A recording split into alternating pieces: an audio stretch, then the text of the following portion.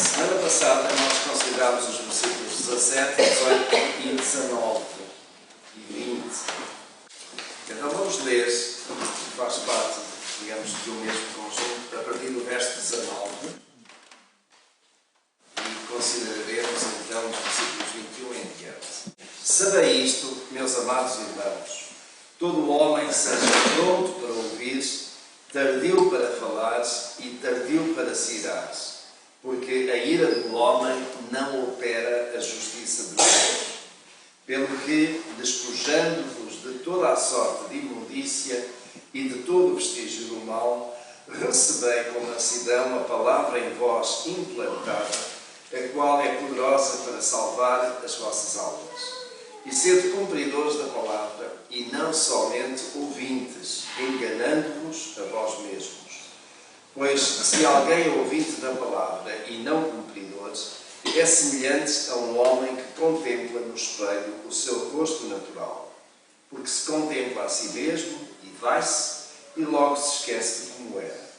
Entretanto, aquele que atenta bem para a lei perfeita, a da liberdade, e nela persevera, não sendo ouvinte esquecido, mas executor da obra, este será bem-aventurado no que fizer. Se alguém cuida ser religioso e não refreia a sua língua, mas engana o seu coração, a sua religião é vã. A religião pura e imaculada diante de nosso Deus e Pai é esta: visitar os órfãos e as viúvas nas suas aflições e guardar-se isento da corrupção do mundo.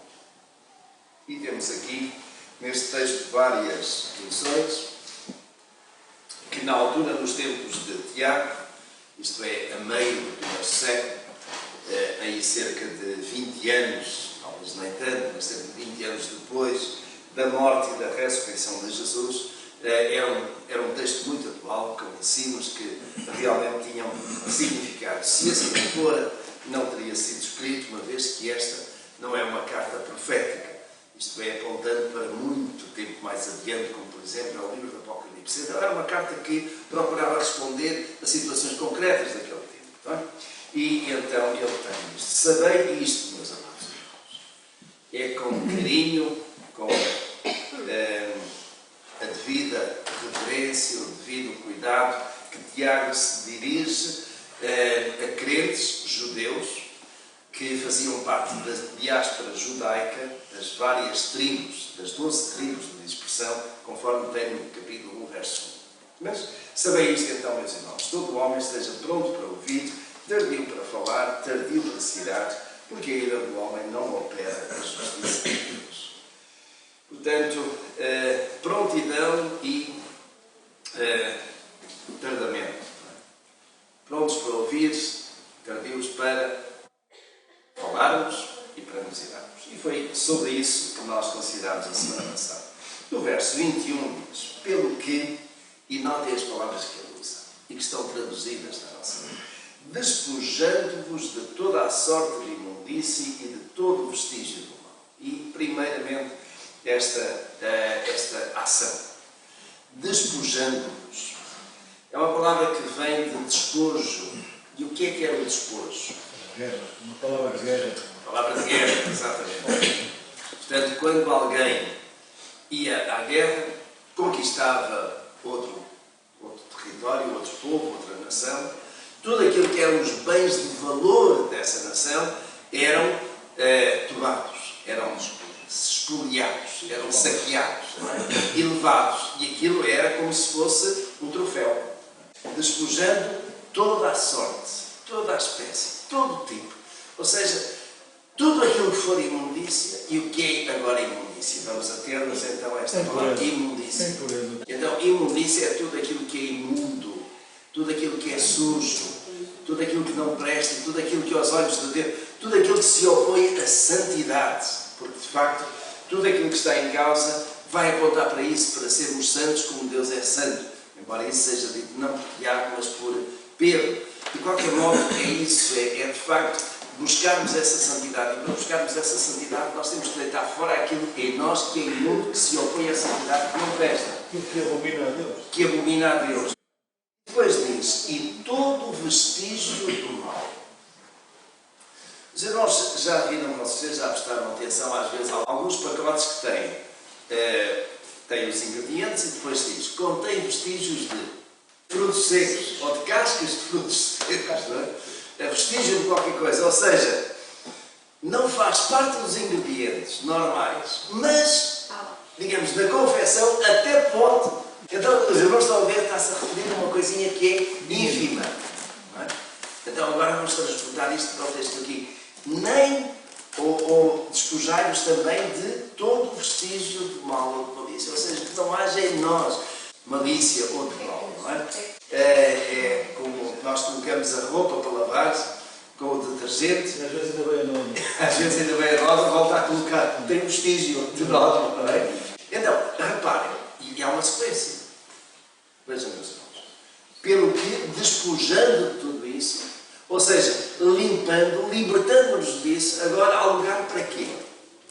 Para recebermos, então, a palavra em vós implantada. Não sei se é assim que está a vossa tradução. Enxertada, muito bem.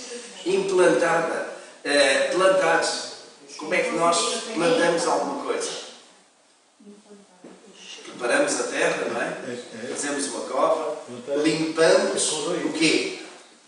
O que é que nós limpamos antes de plantar alguma coisa? As ervas daninhas que estão à vista, pelos menos que estão à vista, as sementes que não damos conta, não é? Esses são os vestígios. Limpamos as pedras, procuramos tornar a terra fofa para depois colocar lá, digamos, a planta. A semente. A planta, neste caso aqui é a planta, para que ela possa, digamos, nas suas raízes, entrar e desenvolver-se. Por exemplo, nós usamos muito isto, esta palavra na arquitetura. A implantação de uma casa obriga, digamos, a arquitetura obriga a ter uma planta de implantação. É uma redundância, mas é planta de implantação. Ou seja, é neste terreno, nestas coordenadas, que nós vamos definir que aqui é que fica a casa. E tem que ter uma certa distância para a frente, para o lado, para trás, etc, etc. E, digamos, essas medidas têm que ser respeitadas. Se essa planta de implantação da casa não estiver lá, o projeto está incompleto. Não é certo. Porque a Câmara tem que saber, naquele terreno, onde é que a casa vai ser implantada. No fim de contas, onde é que a casa vai ser semeada. É ali naquele lugar, naquelas coordenadas, naquele ponto exato. Vamos à questão do enxerto, que é outra palavra da agricultura. Enxertar, e faz todo o sentido usar essa palavra, porque há uma ideia muito, muito interessante, muito rica aí, eu tenho no fim de contas o quê? Tenho uma árvore, tenho um tronco, mas aquela árvore não dá o fruto adequado. Não dá o fruto bom. Dá, por exemplo, laranjas amargas, azedas. Então o que é que faz? Eu tenho que fazer um corte, faço um garfo e coloco lá um ramo de uma árvore que dá laranjas boas. E então o que acontece? O tronco daí para baixo é o que já lá está. Mas a partir dali, os raminhos e a flor e o fruto vão sair do ramo que é bom. Ou seja, meus irmãos, este é o corpo que eu tinha, não é? Nós somos estes, não é? Que estamos aqui. Mas nestes que somos nós, mais cedo ou mais tarde na nossa vida, a palavra de Deus foi enxertada. Ou seja, Deus fez ali um corte, cortou certos ramos que não prestavam, que não davam nada e colocou ramos novos para dar, então, o bom fruto. Não é? É uma outra ideia e também encaixa aqui. E o que é que foi enxertado? O que é que foi implantado em nós? A palavra. E palavra qual? A palavra que é poderosa para salvar as vossas almas. O apóstolo Paulo diz isto de outra maneira. Não é? O Evangelho é poder de Deus para a salvação de todo aquele que nele crê. Não é? É o poder de Deus. E a palavra também é enxertada. É interessante também. O apóstolo Paulo usa uma outra expressão muito, muito interessante. Eu não vou reportar-me lá. A considerar o zambujeiro. E o zambujeiro o que é? É uma árvore que é a oliveira brava. E uma oliveira brava não dá azeitonas. Pelo menos não dá azeitonas comestíveis. Então o zambujeiro tinha que ser enxertado. Bom, e o zambujeiro, o que é? É alguém que não dava aos frutos e que foi enxertado. E ele faz aí uma ligação entre os judeus e os gentios muito interessante que está lá por trás. Não é? Mas a ideia de enxertar-se. E de enxertar com a palavra. E a palavra da verdade. E quando isso acontece, como é que nós devemos receber esta palavra?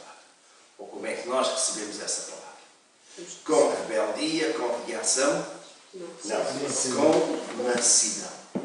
Não sei se é assim que está na vossa tradução, mas a meio do versículo tem: recebei com mansidão. A ideia de mansidão não é revolta contra a palavra. Não é reação contra a palavra. Porque das duas, uma. Ou nós recebemos a palavra e a recebemos de bem, ou então ela não é.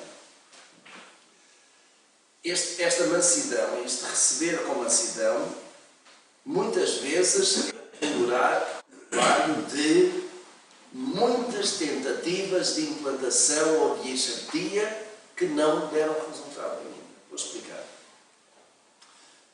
Antes de nós nos convertermos, cada um de nós, quantas vezes alguém nos falou da palavra de Deus? Nós aceitámos logo à primeira? Alguns talvez. Aceitámos logo à primeira. Às vezes fomos protelando, fomos reagindo, dizendo: não, mais tarde. E acontece com muitos. Mas quando a palavra entra, ela de facto golpeia-nos, como aquele enxerto que é feito, não é? Golpeia-nos, chega lá, corta e entra e acaba por entrar em mansidão, em paz.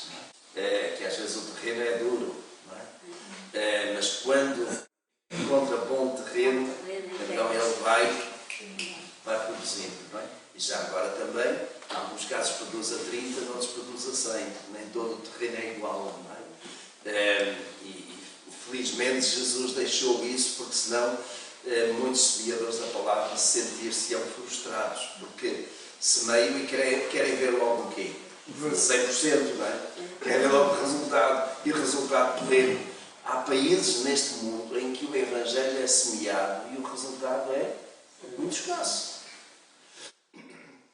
Ainda há dias eu estava a falar com o pastor Givas, que esteve aqui de manhã, não é? Pregou, e também o colega dele, que é responsável por atividades de curta duração da Operação Mobilização.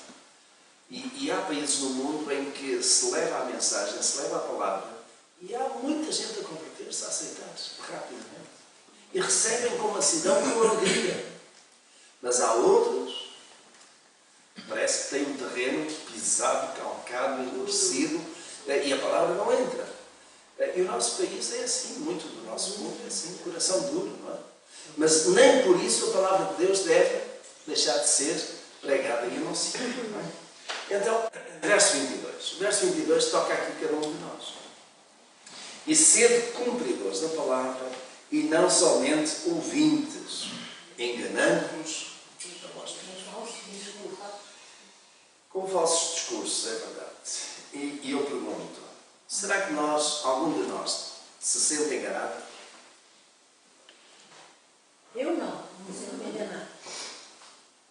Neste contexto, e respondendo à pergunta que eu coloquei, se alguém se sente enganado é porque se está a enganar a si mesmo, não é? E está-se a enganar a si mesmo de que maneira? Ouvindo a palavra e dizendo: esta é a palavra de Deus, palavra poderosa, palavra da verdade, é a palavra que eu gosto de ouvir, mas depois Não cumpro. vir costas. E há quem proceda assim. Tiago diz claramente que esse tal se engana a si mesmo. Então, sede cumpridores da palavra, cumprir a palavra, cumprir aquilo que está escrito, aquilo que o Evangelho, que as cartas, que toda a Escritura nos apresenta, não somente ouvintes. Nós ouvimos, e meus irmãos, é certo que às vezes nós acabamos por ouvir certas coisas pela primeira vez, porque a palavra de Deus ainda assim é muito rica. Mas, depois de termos ouvido, e se aquilo de facto mexeu connosco, se nos tocou, nós temos que fazer alguma coisa com isso. Podemos dizer, é aquilo que se espera que seja a aplicação da mensagem ou do estudo. Nós temos, digamos, 3 aspectos em todo o processo de pregação ou de estudo. É a preparação que o pregador faz, é a exposição que ele faz e é depois a aplicação que cada um de nós faz. Ouvimos e agora? E, meus irmãos, deixem-me aqui colocar sempre uma questão. É muito simples. Depois dos irmãos ouvirem a mensagem, ouvirem o estudo, façam sempre esta pergunta. O que é que isto tem a ver comigo? Como é que isto pode mudar-se, melhorar-se, ajustar a minha vida à palavra? O que é que eu preciso fazer? Eu disse uma pergunta, não é? E na verdade aquilo que eu paguei por apresentar são 2 ou 3, mas a ideia é a mesma. É aplicar. Como é que eu vou aplicar isto à minha vida? Que importância é que isto tem para mim? Porque eu tenho para mim isto. A palavra de Deus foi escrita há muitos anos atrás. Tinha um significado preciso para aquele tempo, e daí nós chegamos lá através da interpretação, mas depois a aplicação pode ser múltipla. Isto é, aqui, Deus, graças a Deus, até está um bom número para alguns domingos. Por exemplo, vou pegar ali naquele casal simpático. O Filipe pode aplicar aquilo que houve de uma maneira, agora aplica de outra. Não de outra no sentido de serem diferentes, mas de serem ajustadas àquilo que é a sua própria necessidade. Então a palavra de Deus é pessoal, ela toca a cada um de nós. E ela, às vezes, fere-nos, outras vezes consola-nos, outras vezes exorta-nos, outras vezes repreende-nos, outras vezes dá-nos um prazer muito grande. E isso é conforme aquilo que nós precisamos naquela altura. Então o Espírito de Deus usa a palavra para tocar cada um de nós, e essa aplicação é alguma coisa que nós temos que fazer. E é bom que façamos, não é? E é aquilo que eu posso tirar mais deste versículo aqui. Ser cumpridores da palavra e não somente ouvintes. Nós ouvimos, mas depois vamos cumprir. E esse cumprimento da palavra é exatamente a aplicação da palavra às nossas vidas. O verso 23 e 24 acaba por reforçar aqui esta ideia com esta argumentação comparativa. Pois se alguém é ouvinte da palavra e não cumpridor, é semelhante, cá está a comparação, a um homem que contempla no espelho o seu rosto natural, porque se contempla a si mesmo e vai-se, logo se esquece como era. E, meus irmãos, eu direi aqui, felizmente, que às vezes nós nos esquecemos quando olhamos para o espelho. Olhamos para o espelho, não gostamos daquilo que vemos, não é? Viramos a cara e esquecemos, felizmente, não é? O espelho está enganador. O espelho está enganador. Eu não sou assim tão velho, eu não tenho tantos cabelos brancos, eu não tenho essas rugas todas, não é? Eu não estou tão despenteado ou despenteado. E lá damos um jeito e compomos. Reparem, nós gostamos ou não gostamos daquilo que vemos da nossa imagem. E esta questão, meus irmãos, de nos sentirmos bem com a nossa cara é muito importante. Vocês não já pensaram nisso? É importante nós olharmos para o espelho e sentirmos bem. Porque se nós não gostarmos daquilo que vemos, o dia já vai ser pesado.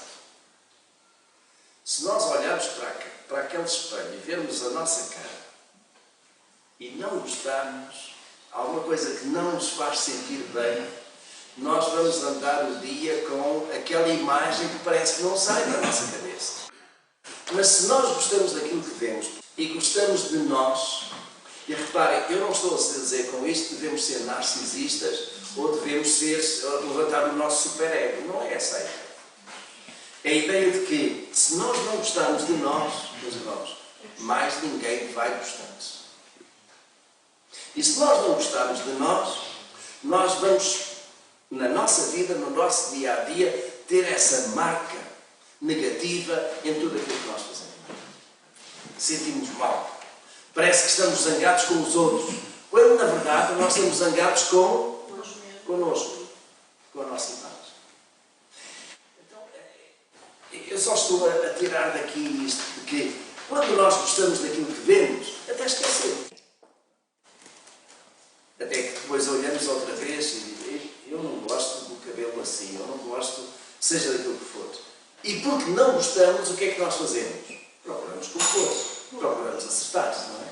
Então, meus irmãos, transpondo isso, digamos, da beleza física ou de nos fazermos sentir bem com a nossa imagem para aquilo que é a vida espiritual, se há alguma coisa que nós, pela palavra de Deus, fomos chamados à atenção e ficou aí às claras diante de nós, alguma coisa que nós não gostamos, porque não é de Deus, sabemos que Deus não gosta, então o que é que eu vou fazer com isso? Vou virar as costas? Não. Eu tenho que fazer alguma coisa, eu tenho que limpar, eu tenho que tirar aquilo. E isso, digamos, é tomar atitude proativa, como hoje também se chama. Eu não estou à espera que os outros me apontem o dedo. Eu próprio vou tomar a iniciativa de o quê? Melhorar. Fazer com que a minha vida, com que a minha imagem seja agradável. Pelo menos que eu gosto. Eu não posso mudar esta cara. Mas uma coisa eu posso fazer e devo fazer. É cuidar da minha cara, cuidar da minha imagem. Eu não vou conseguir esconder a minha idade. Ainda que alguns não me deem a idade que eu tenho, mas eles também não precisam de dar. Os que eu tenho já chegam. Agora, a questão de se há alguma coisa que está em nós, que a palavra de Deus nos mostrou e que nós não mostramos, o que é que nós fazemos, meus irmãos? Vamos procurar limpar sempre isso. Não é? E essa é a ideia que é reforçada aqui nesses versículos 23 e 24, que mais não são do que uma semelhança, uma ilustração do que está no nosso vídeo. Verso 25. Entretanto, aquele que atenta bem para a lei perfeita, não. E a lei perfeita qual é? É a lei da liberdade. É o que Vamos pensar nisso. é o que diz a Bíblia. Exatamente. E nela persevera, não sendo ouvinte esquecido, e volta a tocar no mesmo, mas eu não estou a ver, ouvinte esquecido, mas executor da obra, este será bem-aventurado no que fizer. Será feliz. Então vamos lá esmiuçar isto. Primeira questão, lei perfeita. E aqui Tiago diz que a lei perfeita é a lei da liberdade. E eu coloco perante os irmãos isto. Então, se a lei perfeita é a lei da liberdade, quer dizer que eu tenho liberdade para fazer tudo aquilo que me apetece. Todas as coisas me são lícitas, não é? Bom, mas nem tudo o que me convém condiciona. A minha liberdade, de certo modo, é como podemos dizer, tem que ser uma liberdade responsável.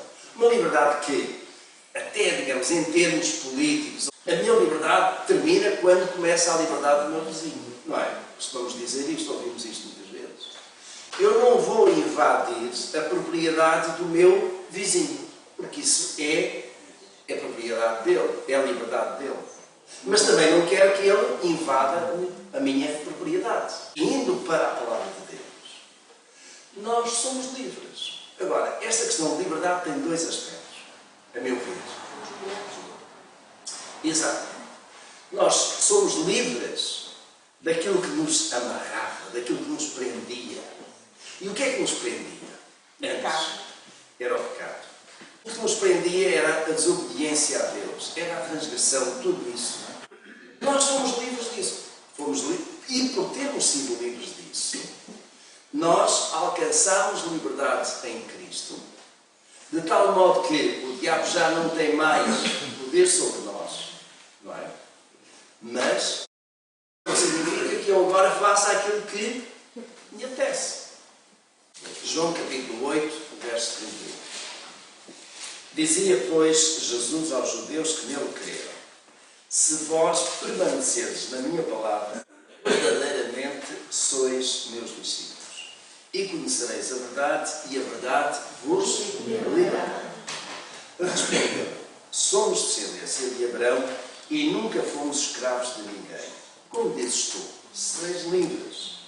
Replicou-lhes Jesus: em verdade Em verdade vos digo que todo aquele que comete pecado é escravo. Vocês não estão a ver que tipo de liberdade Jesus está a falar? Escravidão. O resto me diz: ora, o escravo não fica para sempre em casa, o filho fica para sempre.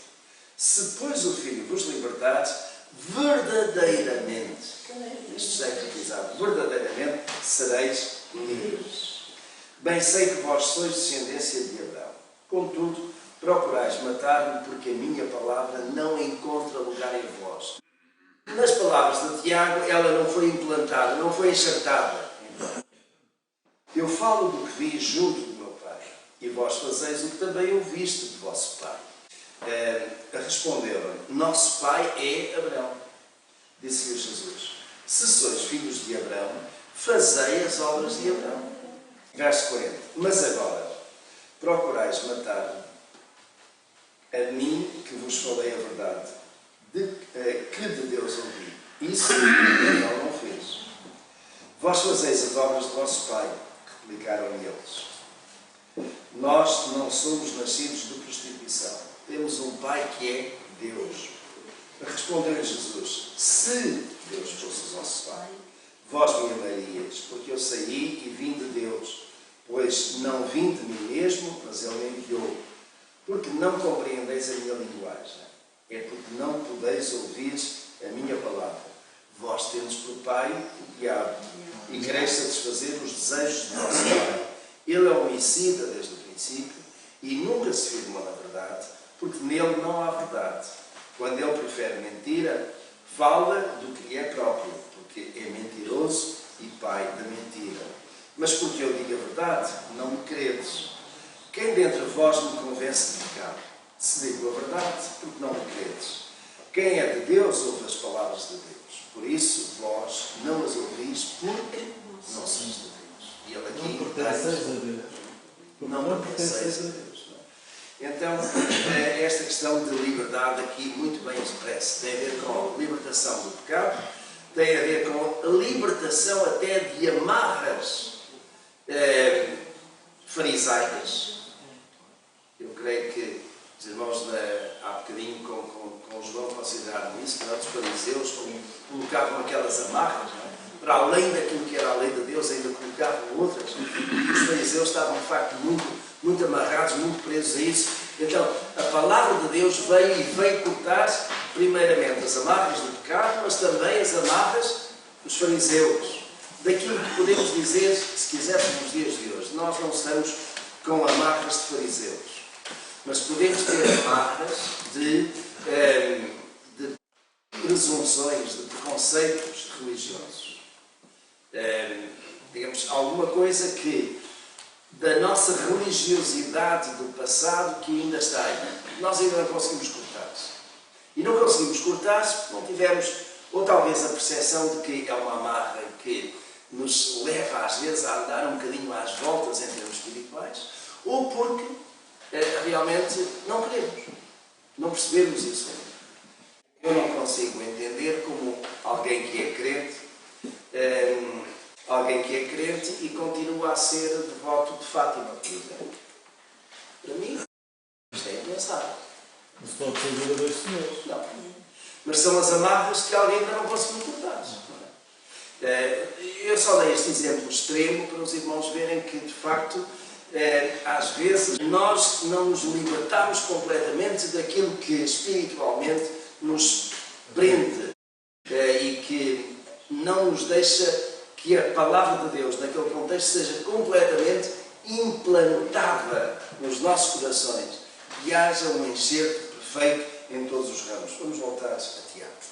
Tiago, capítulo 1, versículo 25. Entretanto, aquele que atenta bem para a lei perfeita, a da liberdade, e nela persevera, não sendo ouvinte esquecido, mas executor da obra. Ele reforça esta ideia de não ser apenas ouvintes, mas cumpridores. Este será bem-aventurado no que quiseres. Será feliz. Quando nós fazemos aquilo que é certo aos olhos de Deus, baseado na palavra de Deus, nós temos sucesso mais. Somos mais do que vencedores. Nós conseguimos. E conseguimos às vezes contra ventos e marés. Conseguimos às vezes contra aquilo que os nossos colegas ou amigos, aqueles que estão à nossa volta, se voltam para nós e dizem: eu não sei como é que tu consegues. Já vos tenho dito isso? Eu não sei como é que tu consegues. Mas nós conseguimos como? Porquê? Porque Deus está em nós.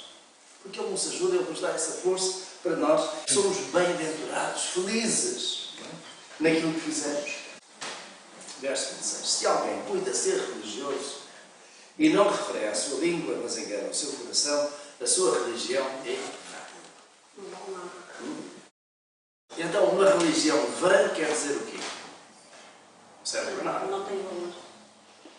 Então, na ótica de Tiago, eu não estou a dizer que está certo ou que está errado, com certeza, já.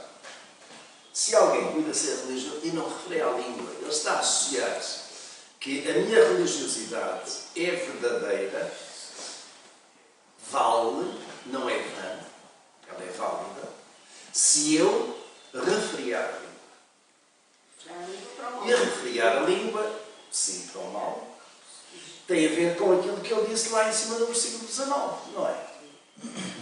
Sabei isto, meus amados irmãos, todo homem seja pronto para ouvir, tardio para falar, tardio para decidir.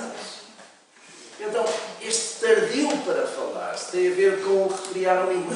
Não quer dizer que nós não falemos. Não quer dizer que quando as coisas estão erradas nós não as abordemos, não coloquemos. Não é isso que tem. Quer dizer é, nós antes de falar temos que pensar. E temos que ver se aquilo que vamos dizer está certo e já agora, meus irmãos, permitam, se é o tempo certo para dizer as coisas. Porque às vezes nós até podemos estar cheios de razão, mas aquela não é a hora para dizer aquilo. Então, nós temos que ter esta preocupação. E os irmãos já deram conta, claro, não preciso dizer. Muito daquilo que é o nosso equilíbrio emocional, as nossas relações pacíficas, e por pacíficas não quer dizer que sejam nulas, mas pacíficas. Isto é, sermos capazes de trabalhar em paz, em harmonia, em concórdia, tendo ideias diferentes, sendo capazes de as expressar, é alguma coisa que nós temos que prezar muito. Eu prezo muito. Eu não sou a favor de imobilismo, mas também não sou a favor de, digamos, uma dinâmica tal que de 2 ou 3 que leva tudo à frente. Mas temos que ter algum equilíbrio aqui. Temos que dar a oportunidade a cada um poder expressar. No fim, nós vamos com certeza encontrar a forma de levarmos e de fazermos as coisas. Mas tem que haver este equilíbrio. Agora, às vezes nós dizemos, cheios de razão, mas completamente fora do tempo. E com isso nós acabamos por perder. Então, meus irmãos, precisamos de quê? De sabedoria da parte de Deus para encontrar o tempo para dizer as coisas que devem ser ditas. Está-me a vir à mente um versículo que há dias vi escrito e que acho que é muito interessante, lá no livro de Salmos. A palavra dita a tempo é como maçã de ouro em salva de prata. Aliás, o versículo começa ao contrário. Como maçã de ouro em salva de prata, assim é a palavra dita a tempo. Assim é.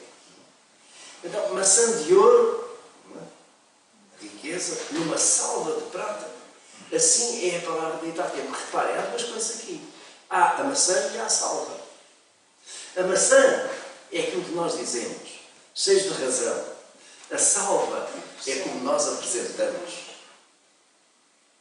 Vocês não estão a ver? Apresentamos a palavra. Como apresentamos a palavra. Elegantemente. Não é a ideia de que a vingança serve-se fria. Nós estamos cheios de razão, mas vamos procurar que a nossa razão não signifique separação. Tem que pensar nisto. Eu quero ganhar com a minha razão ou quero... O que é ganhar para mim? É simplesmente dizer, toma lá. Ou é conseguir que a outra pessoa mude, que a outra pessoa resolva o problema. O que é que eu quero? O que é melhor para mim? Mas eu sei que tem a ver com o temperamento de cada um de nós. Nós não somos iguais. Mas aquilo que a palavra de Deus nos diz é que nós temos que procurar aqui o equilíbrio. Às vezes é um jogo de cintura para dizermos as coisas e procurarmos que aquilo que nós dizemos tenha, de facto, o efeito transformador, que mude para melhor as outras pessoas. E às vezes aquilo que nós dizemos, como dizemos, ainda separa mais, ainda agudiza mais as coisas. Então reparem como Tiago diz: uma religião que não é vã implica refriar a língua. E fazer bons atos. E a religião, já agora, é interessante também. Não é uma palavra qualquer, a religião. Religião nem sequer vem do grego, vem do latim. E a palavra é religar-se. Religar-se é religar-se. Religar é ligar de novo. Ou seja, religião é uma coisa que estava desligada. Não é uma coisa que estava desligada. É uma coisa que estava desligada. Primeiro que estava ligada. E que depois, por causa do problema, ficou desligada. E agora a religião é o quê? É procurar ligar de novo. Em termos espirituais, a minha religião com Deus, eu estava ligado com Deus, alguma coisa aconteceu, eu fiquei separado de Deus e agora eu volto para Deus. Em termos de relações uns com os outros, quando nós estamos ligados, qualquer coisa surge, digamos, há ali cada um para o seu lado, e nós precisamos agora de nos voltar e acertar. O último princípio. A religião pura e imaculada diante do nosso Deus e Pai é esta. 3 coisas. Visitar os órfãos e as viúvas nas suas aflições e guardar-se isento da corrupção do mundo. Visitar os órfãos. Os irmãos sabem, já temos falado, os judeus cuidavam das viúvas. Haviam cuidado. E por causa disso mesmo, é que a Igreja Primitiva teve um dos seus problemas que teve que enfrentar-se. É que entre os crentes não judeus, que não eram, das viúvas que não eram cuidadas, como era tradição, era norma, era imperativo para os judeus, os gentios não tinham essa prática. Não havia uma segurança social. E, portanto, eles entravam na igreja e havia pessoas necessitadas que não havia quem cuidasse delas. Mas, entretanto, outras, pelo facto de serem judias, eram cuidadas. E havia aqui um diferenciamento. Diferenciamento este que provocou uma certa contenção dentro da igreja. E levou exatamente a que houvesse uma assembleia para tratar deste... Uma assembleia não chegou a ser uma assembleia. Foi uma coisa histórica. A constituição dos diáconos. Em Atos capítulo 7, a constituição dos diáconos, porque os apóstolos não podiam estar a atender estas coisas. Uma das razões do diaconato foi exatamente atender, então, estas necessidades, cuidar destas necessidades. E eram, então, as viúvas, mas nesta altura já eram também os órfãos, os mais desfavorecidos. Mas, ao mesmo tempo, também, isto é a relação para os outros, ao mesmo tempo também era cuidar de si mesmo. Guardar-se isento das corrupções do mundo, contaminado. Não é? O que não é fácil. O que não é fácil. Nós vivemos num mundo de grande corrupção. Já agora só um parênteses, não deixamos de orar pelo Brasil. É um país que são uns atrás dos outros. Quer dizer, corrupção atrás de corrupção. Mas isso não significa que o nosso país esteja isento. Tem muitos. Não são daquela monta, daquele calibre, mas tem muitos. Agora, meus irmãos, isto é só a corrupção económica, financeira. Aqui está a falar da corrupção moral também, espiritual, tudo isso. E reparem, isto é encaixado aqui como sendo a religião pura e imaculada. Os senhores nos abençoe, a vós, a mim, cada um de nós nos ajude. E os irmãos não esqueçam de ser não apenas ouvintes, mas